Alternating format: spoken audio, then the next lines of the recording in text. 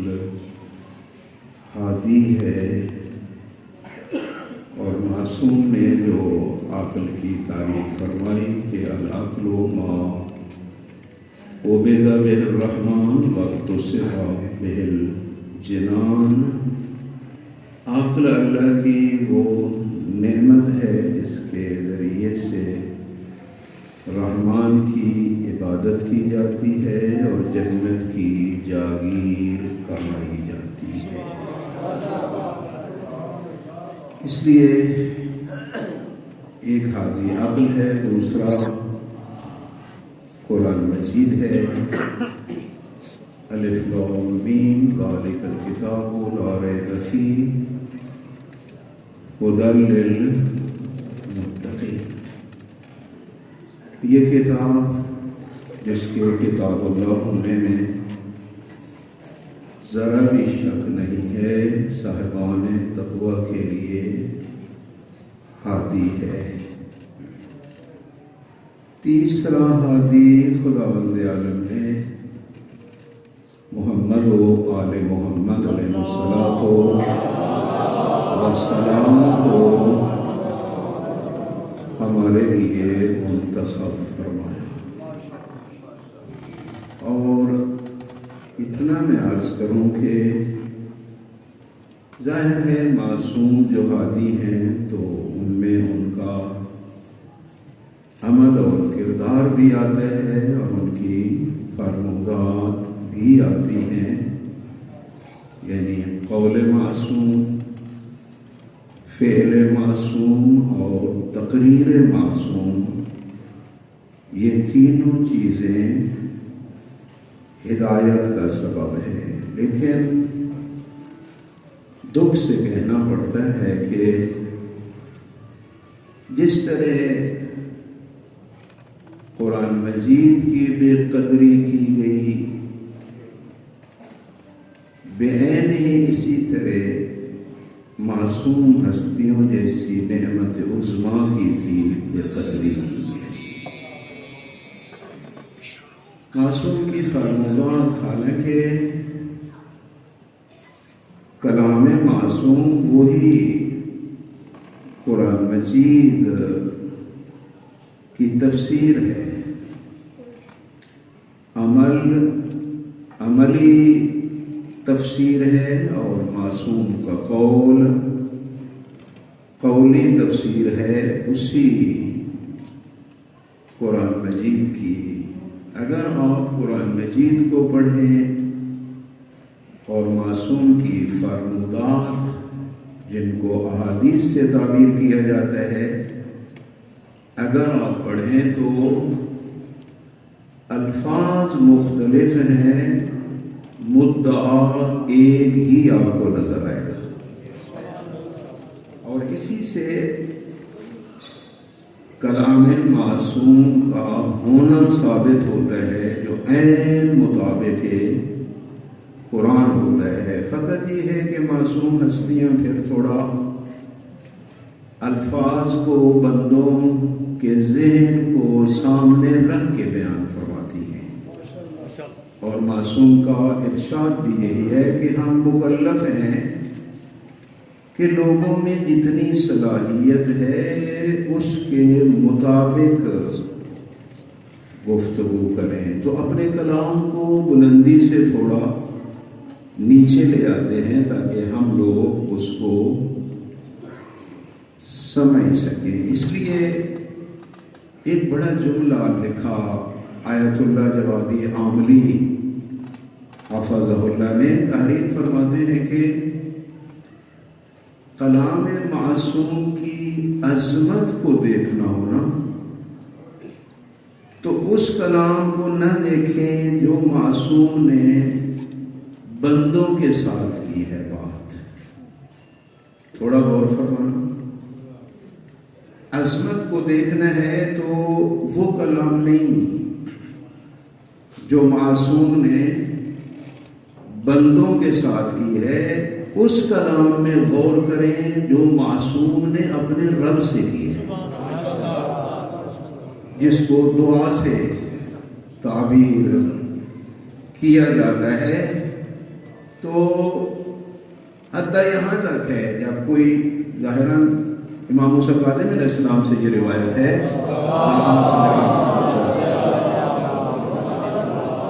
کہ ایک شخص نے معصوم سے کوئی مسئلہ پوچھا، معصوم ہستی نے جواب دیا، بندہ چپ کر گیا۔ معصوم نے ارشاد فرمایا کہ تو نے یہ کیوں نہیں پوچھا کہ مولا یہ تو بتاؤ یہ مسئلہ قرآن کی کس آیت میں ہے؟ غور کرنا کہ یہ آپ نے نہیں پوچھا کہ مولا یہ تو بتاؤ کہ یہ جو آپ نے جواب بیان فرمایا ہے یہ قرآن کی کس آیت میں ہے۔ معصوم چاہتے تھے کہ ہم جو مسئلہ بیان کریں لوگ ہم سے پوچھیں کہ یہ قرآن کی کس آیت میں ہے، اور ہم وہ آیت پڑھیں اور لوگوں کو پتہ چلے کہ معصوم وہی فرماتے ہیں جو قرآن کہتا ہے، جو قرآن یہ معصوم کی حسرت ہوتی تھی۔ تو میرے بھائیوں، جس طرح قرآن کی بے قدری کی گئی، فرمان معصوم کی بھی اسی طرح۔ شہید مطہری رضوان اللہ تعالی علیہ بہت بڑے محقق صدی کے گزرے ہیں، اور آپ ماشاءاللہ اکثر ان کی علمی بلندی سے آگاہ ہیں۔ انہوں نے ایک مختصر سی نہج البلاغہ پہ ایک تبصرہ لکھا جس کا عنوان بھی انہوں نے دیا سیری در نہج البلاغہ۔ یہ تصویر کے لیے ہوتی ہے فارسی میں کہ نہج البلاغہ میں مختصر سی سیر، اس میں وہ لکھتے لکھتے ایک عنوان بناتے ہیں اعتراف تلخ، یعنی بڑا کڑوا اعتراف۔ اس کے درج میں ذیل میں جو درج کرتے ہیں وہ کچھ ایسے الفاظ ہیں کہ ما مدعیان تشیع اصلاً علی را نشناختے ہیں، کہ وہ طبقہ جو ہم ہیں جن کا دعویٰ ہے کہ ہم علی علیہ السلام کے پیروکار ہیں، ہم نے اصلاً علی کو نہیں پہچانا۔ شہید مطہری نے لکھا، یا نہ خواستیم کہ علی را بے شناسی، یا ہم نے اصلاً کوشش ہی نہیں کی کہ علی علیہ السلام کو پہچانیں، کوشش ہی ہم نے نہیں کی۔ علت بیان کرتے ہیں کہ بلکہ آگے ایک جملہ کہا کہ آپ اس سے بڑا عجیب محسوس ہوتا ہے کہ ہم مدعیان تشیع نے دوسروں سے علی علیہ السلام پہ کم ظلم تو نہیں کیا۔ یہ بھی وہ سیری در نہج البلاغہ میں آپ پڑھ لینا۔ کہا تم تڑپو گے کہ شیعہ اور علی پہ ظلم، یہ کیسی بات؟ کہتے ہیں چلو میں لفظ بدلتا ہوں کہ ماں در حق علی ابن ابی طالب کوتاہی ہائی انجام دادئیم، کہ ہم شیعوں نے علی علیہ السلام کی شان میں ڈھیر ساریاں کوتاہیاں کی ہیں، اور آگے لکھا کوتاہی در حق علی ظلم نیست۔ علی علیہ السلام کے حق میں کوتاہی کرنا یہ ظلم نہیں تو اور کیا ہے؟ فرمایا ما اصلاً علی را نہ شناختے، ہم نے نہیں پہچانا یا کوشش ہی نہیں کی کہ علی علیہ السلام کو پہچانے۔ لکھتے ہیں کہ شخصیت کی پہچان ہوتی ہے اس کے کلام سے، اور خود امام نے بھی فرمایا کہ الانسان محبوب تحت لسانہ، کہ ہر انسان اپنی زبان کے خیمہ کے نیچے چھپا ہے نا. جب تک کوئی نہیں بولے گا، اندازہ نہیں لگے گا کہ یہ شخصیت کیسی ہے. تو میرے بھائیوں اور بزرگوں، انہوں نے یہی لکھا کہ ہم نے اصلاً علی علیہ السلام کے کلام کو پڑھا ہی نہیں، یا پڑھا ہے تو پھر غور نہیں کیا، اور غور کر کے پڑھا ہے تو پھر عمل نہیں کیا. حقیقت مطلب یہی ہے میرے بھائی اور بزرگوں. آگے کے فرمایا وہ نہج البلاغہ جو کلام علی، کلام علی ما قالہ المرتضی، مرتضی علی کا کلام کلاموں میں علی ہے. کلام علی یہ مضاف مضاف ہے. علی علیہ السلام کا کلام کلام علی، یہ آگے صفت موصوف ہے کہ علی علیہ السلام کا جو کلام ہے خود کلاموں میں علی ہے. ما قالہ المرتضی، مرتضی جو کچھ مرتضی نے فرمایا ہے، حق کے مطلب یہ ہے کہ وہ فرمان بھی مرتضی ہے. اتنا بڑا کلام، لیکن ٹائم ہی نہیں. بڑا جملہ لکھا آیت اللہ جوادی عاملی نے، حفظ اللہ تعریف فرماتے ہیں کہ علی علیہ السلام کی شخصیت قرآن مجید کی مانند ہے.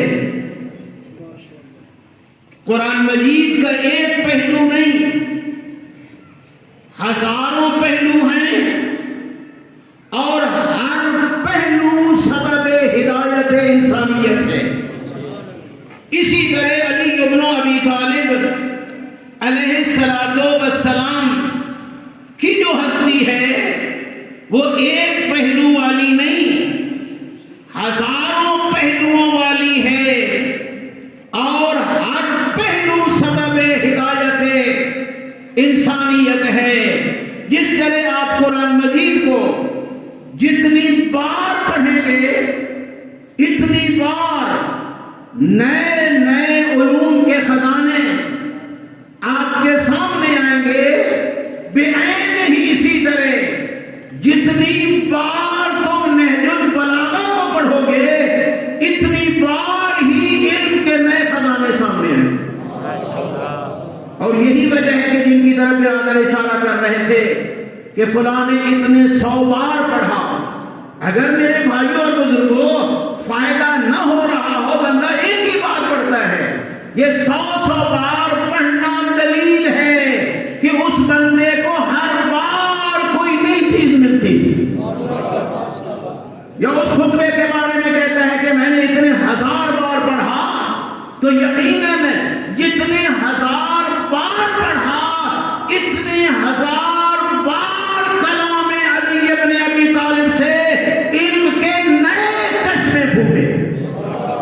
اس لیے میرے بھائی اور بزرگوں، خدا بھلا کرے ہمارے اس برادر بزرگوار کا کہ جس نے اتنی کاوش کی نہج البلاغہ کے سلسلہ میں، مختلف ادوار میں، مختلف سیمینار، مختلف جگہوں پہ.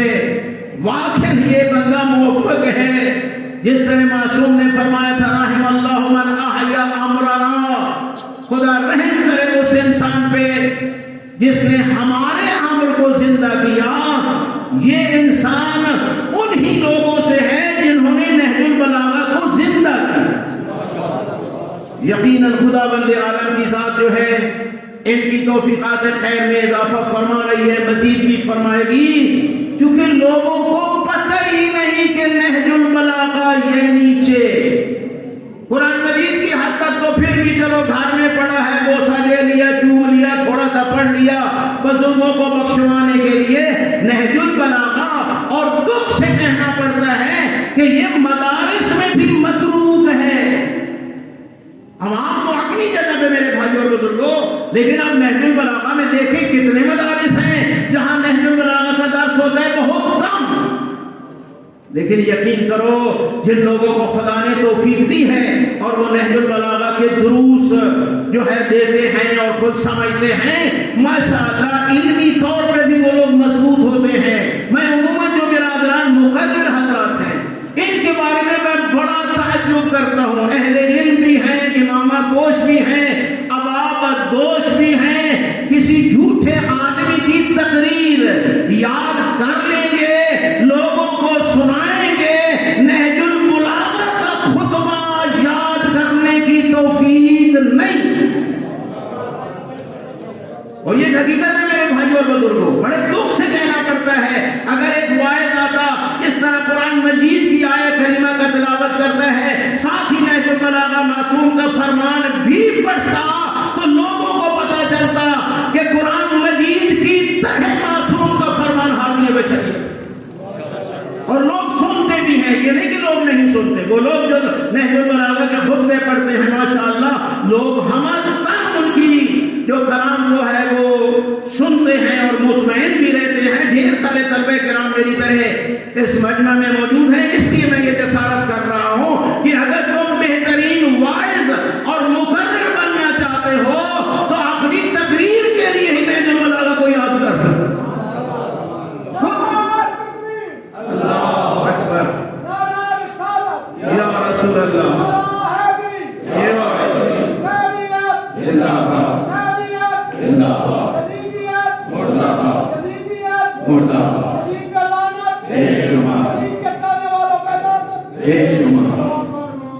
اللہم صلی علی محمد و آل محمد۔ فائدہ ہوگا میرے بھائیوں، بیان کرتے ہوئے بھی لذت آتی ہے، اور یاد نہیں ہوتا کتاب کو سامنے رکھ کے پڑھو، خود بخود یہ لوگ عادی ہو جائیں گے۔ یہ لوگ پہلے ہی وہ کاپیوں سے جو پڑھا جاتا ہے اس کے عادی ہیں۔ ایک ڈائری وہ ہوتی ہے ان کی بغل میں سامنے رکھتے ہیں، اسے سارا قصیدہ جو ہے وہ پڑھ دیتے ہیں ماشاءاللہ۔ لوگ عادی ہو جائیں گے اگر ہم قرآن مجید کو بھی سامنے رکھ لیں، بجائے آیت کریمہ کے غلط پڑھنے کے، یا معصوم کا فرمان نہج البلاغہ یا جو حدیث کی کتاب ہے جس سے حدیث بیان کرنا چاہتے ہیں، اگر آپ سامنے رکھ لیں لوگ مزید زیادہ مطمئن ہوں گے اور زیادہ اثر لیں گے۔ یہ میرا اپنا تجربہ ہے میرے بھائیوں، میں کوئی مقرر نہیں ہوں، لیکن میری عادت ہے کہ کم از کم جو معاشرے میں پیش کروں متن کلام معصوم پیش کروں، اس لیے لکھ لیتا ہوں، وہ سامنے رکھ کے پڑھتا ہوں۔ کبھی کوئی نہیں کہتا کہ یار مولوی کو عائشہ نہیں ہوتی۔ یقین کرو جرأت پیدا کرنا ہے۔ مجھے یاد ہے جب نجف اشرف میں تھا، خداوند عالم سب کو وہاں لے جائے اور باب مدینۃ العلم سے جا کے علم حاصل کریں۔ وہاں ایک آغائے سیبوے ہوا کرتے تھے جو ایام فاطمیہ میں وہ 3 مرتبہ ہوتا تھا، اور ہر مرتبہ بھی 3 دن ہوتا تھا۔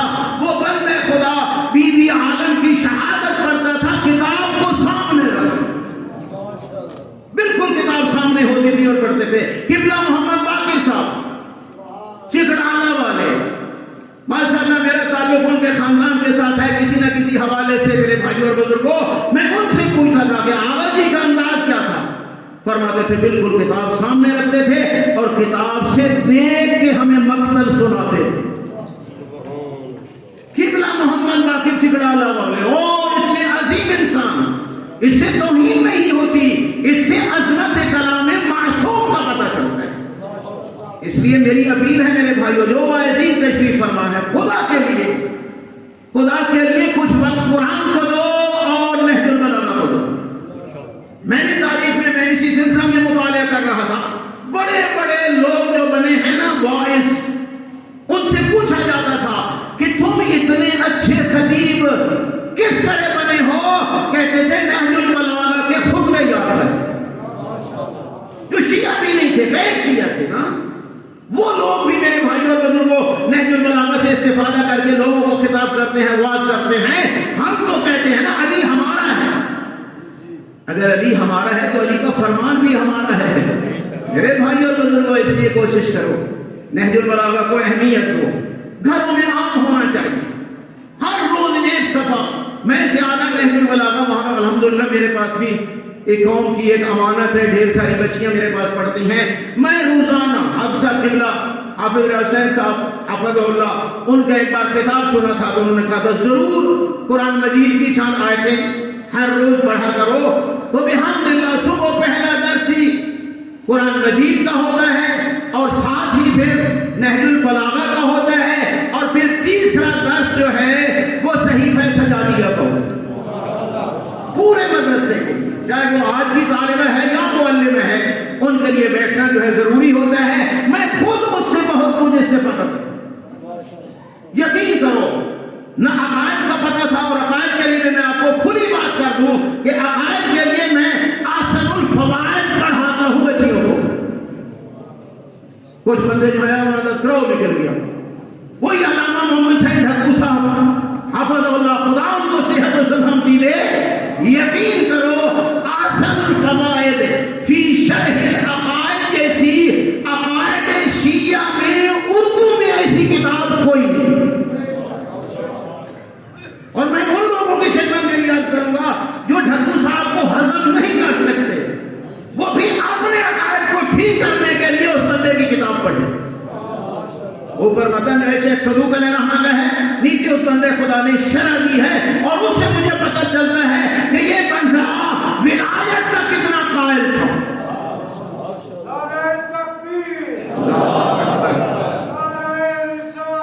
یا رسول اللہ.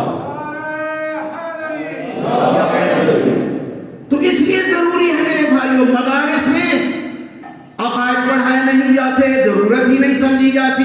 اور یقین کرو وہ جو بزرگ علماء ایران والوں نے لکھے ہیں نا عقائد وہ ہمارے لوگ نہیں سمجھتے.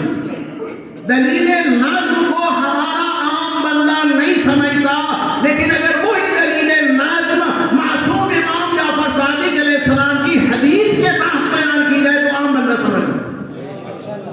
اس لیے ضرور یہی نہج البلاغہ بھی دیکھے نا تو مولانا متقیان علیہ السلام نے جب حضرت بیان کرنے لگتے ہیں نا تو جہاں کہکشاں سے کہکشاں کو بیان کر کے اللہ کا وجود ثابت کرتے ہیں وہی علی ابن ابی طالب ایک چیونٹی کے وجود سے بھی خدا بند عالم کو ثابت کرتا ہے کہ کتنا عظیم ہے خالق. اور پھر وہ سادہ سادہ مثالیں البیرۃ تدل علی البعیر بتا دیا حضرت نے آثار القدم تدل علی المسیر کہ اگر چلنے والا جنگل میں جاؤ تو کسی کے قدم کے آثار دیکھو تو پتہ چلے گا کہ کوئی یہاں سے گزرا ہے. اور اگر فضلات دیکھو تم کسی گدھے کے یا اونٹ کے تو پتہ چل جائے گا کہ یہاں سے وہ حیوان گزرا ہے. اگر وہ آثار ان حیوانات کے وجود پہ دلالت کر سکتے ہیں تو یہ پوری کائنات اس ذات کے وجود پہ کیوں نہیں دلالت کرتی. یہ ساری ٹھوس دلیلیں اسی نہج البلاغہ میں موجود ہیں. تو میرا کوئی مقصد تو اور تھا کہ کچھ آپ کے سامنے پیش کروں. میں 40 دن پہلے ایک خطبہ وہی درس میں پڑھ رہا تھا تو سامنے آیا جس میں آپ غور کریں کہ امام علیہ السلام نے اللہ کی عظمت کو کس طرح بیان کیا اور پھر بندوں کی ناقدری کو کس طرح بیان کیا. یہ جو میرے پاس کتاب ہے نہج البلاغہ اس کا ظاہر خطبہ نمبر 108 ہے. سلوات پڑھیں آپ ذرا.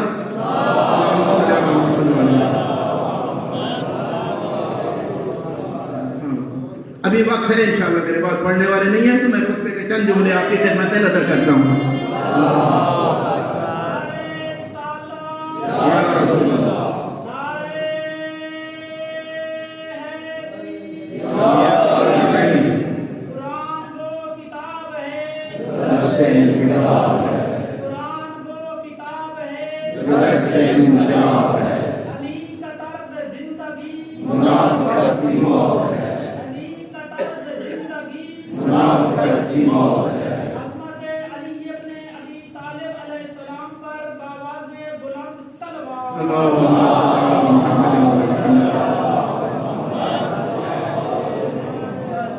سبحانك خالقا ومعبودا بحسن بلائك عند خلقك.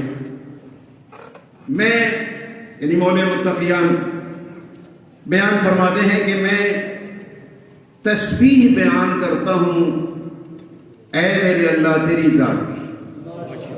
میں تجھے ہر نقص و عیب سے پاک سمجھتا ہوں. خالقاً و معبودا، کائنات کا خالق بھی تو ہے، کائنات کا معبود بھی تو ہے. بے حسن بلائک عند خلقک، میرے اللہ میں کیوں یہ تسبیحات پڑھ رہا ہوں؟ اس لیے کہ تو نے اپنی اس مخلوق پہ کتنے احسان، ان احسانات کو دیکھتا ہوں تو سبحان اللہ پڑھتا ہوں. خلقت دارا وجعلت فیہ معدبا، خدایا تو نے ایک گھر بنایا. خلقت دارا، تو نے ایک گھر بنایا، اس گھر سے مراد جنت الفردوس ہے. تو نے ایک گھر خلق کیا، وجعلت فیہ معدبا، اور اس میں ایک بہترین ریسٹورنٹ بنایا. اس گھر میں بہترین ریسٹورنٹ بنایا. مشرباً، پینے کی چیزیں، مطعماً، کھانے کی چیزیں، ازواجاً، وہاں جوڑے، وخدماً، اور غلام، وقصوراً، وہاں او محل، وانہاراً، نہروں کو جاری کیا، وزروعاً، طرح طرح کی زراعت، وثماراً، طرح طرح کے پھل، یہ سب پیدا کر کے اس گھر میں تو نے پھر لوگوں کو دعوت دی. توجہ کرنا میرے بھائیو، صلوات پڑھنے آپ ذرا.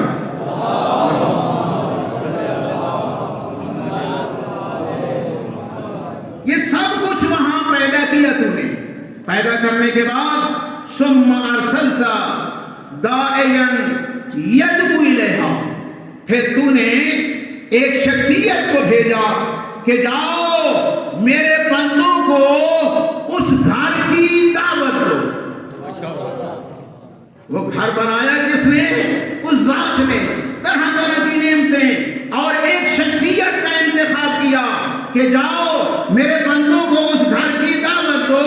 ذرا سوچو نا، تیرے اور میرے لیے وہ دعوتی کارڈ لے کے کون ہستی آئی جس کا نام سید الانبیاء تھا، جس کو ہم محمد الرسول اللہ پڑھتے ہیں میرے بھائیوں اور بزرگوں.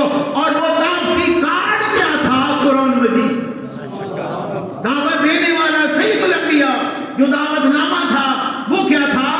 قرآن مجید. تو میرے اللہ تیری ساتھ نے اس کو بھیجا، لیکن افسوس فلدائی اجابو، ان بندوں نے اس دعوت دینے والے کی دعوت کو قبول نہ کیا.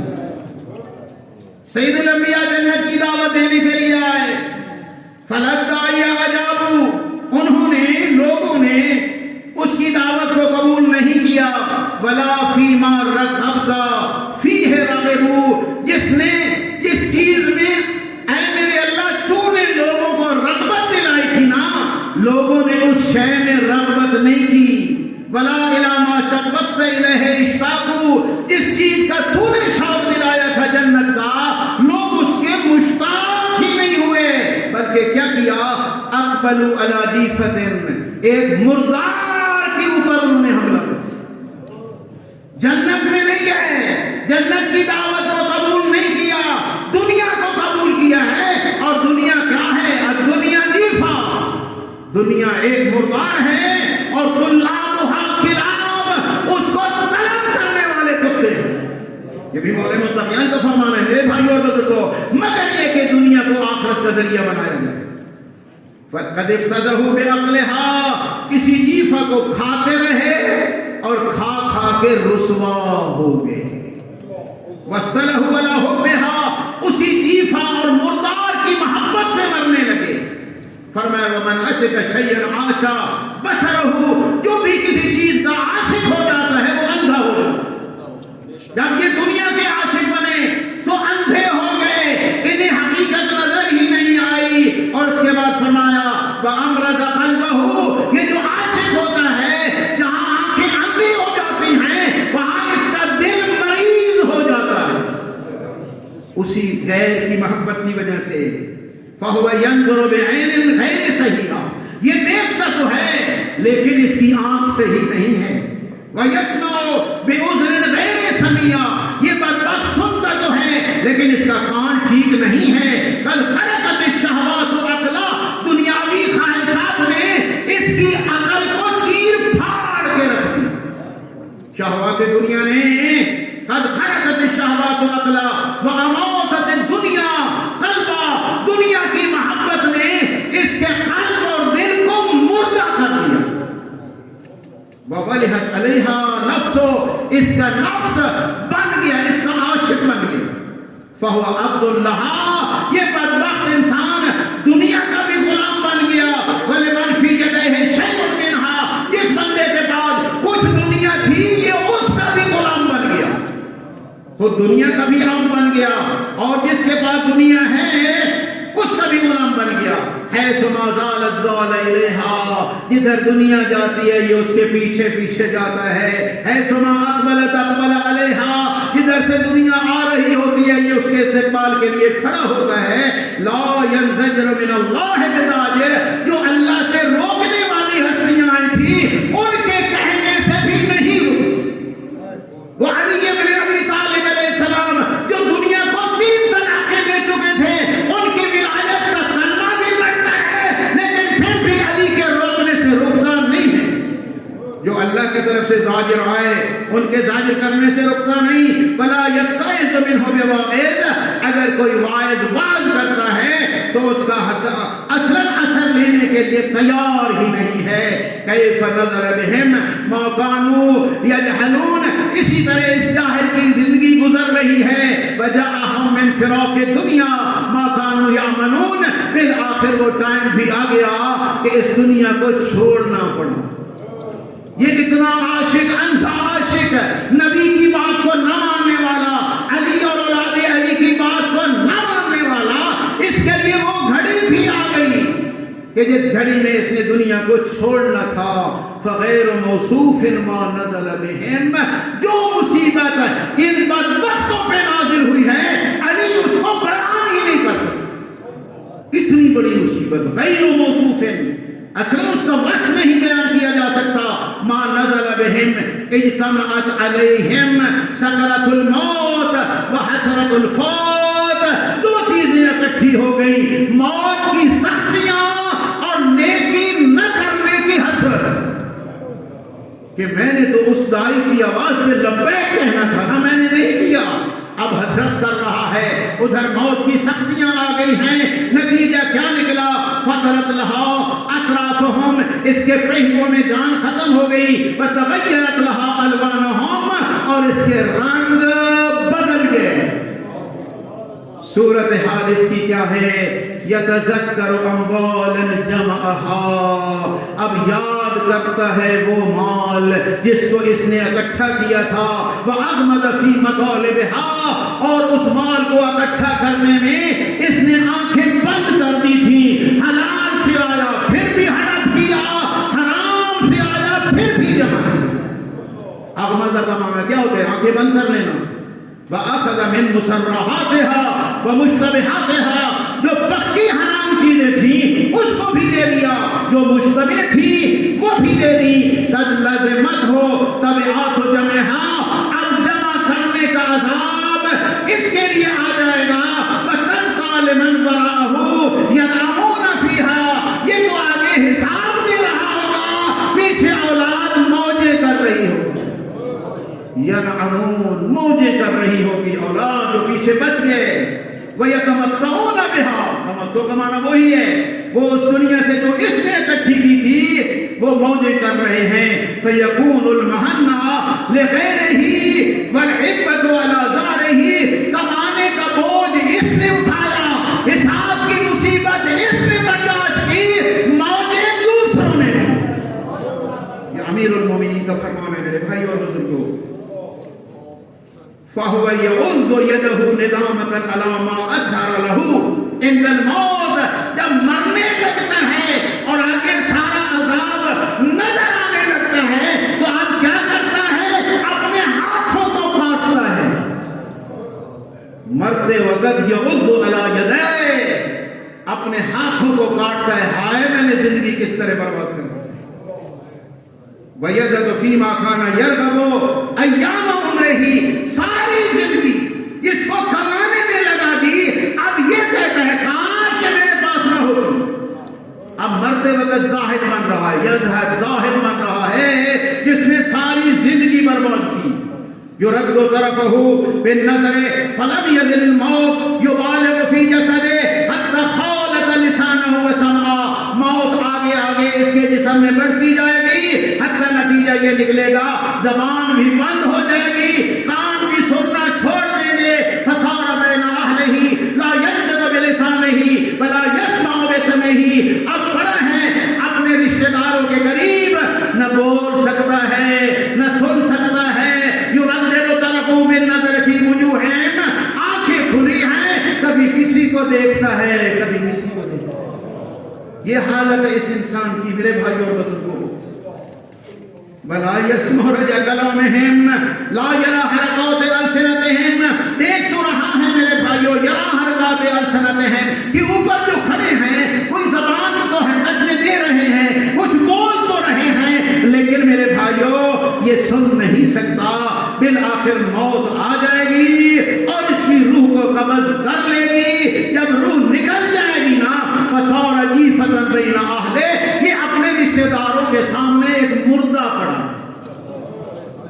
اب وہی قریبی قد اوحش من جانبہ جو اس کے قریب جایا کرتے تھے نا، اب اس سے ڈر رہے ہیں، دور بھاگ رہے ہیں، دور بھاگ رہے ہیں. وتباعدوا من قربہ، اس کے قریب سے دور جا رہے ہیں. لا یفسد باقیا، یہ بھی کچھ نہیں کر سکتا، نہ تو رونے والوں کی کوئی مدد کر سکتا ہے. ولا یجیب داعیا، جو اوپر بیٹھ کر رہے ہائے بابا، اس کی بات کبھی یہ جواب نہیں دے سکا. ثم حملوہ، پھر اٹھائیں گے اس کو الی محطۃ فی الارض، اور اس قبرستان میں اس گڑھے میں دفن کر کے آ جائیں گے اس کو اپنے اعمال کے حوالے کر کے. فاعتبروا یا اولی الابصار. یہ ہے دنیا کی حقیقت. بڑا طولانی خطبہ ہے، میں نے چند جملے میرے بھائی اور بزرگوں آپ کی خدمت میں عرض کیے. ایک ایک جملہ مجھ جیسے کی ہدایت کے لیے کافی ہے. اس لیے قرآن کو بھی وقت دو، نعت کے قرآن کے فرمان کو بھی وقت دو تاکہ ہدایت حاصل ہو جائے. وآخر دعوانا ان الحمد للہ رب العالمین.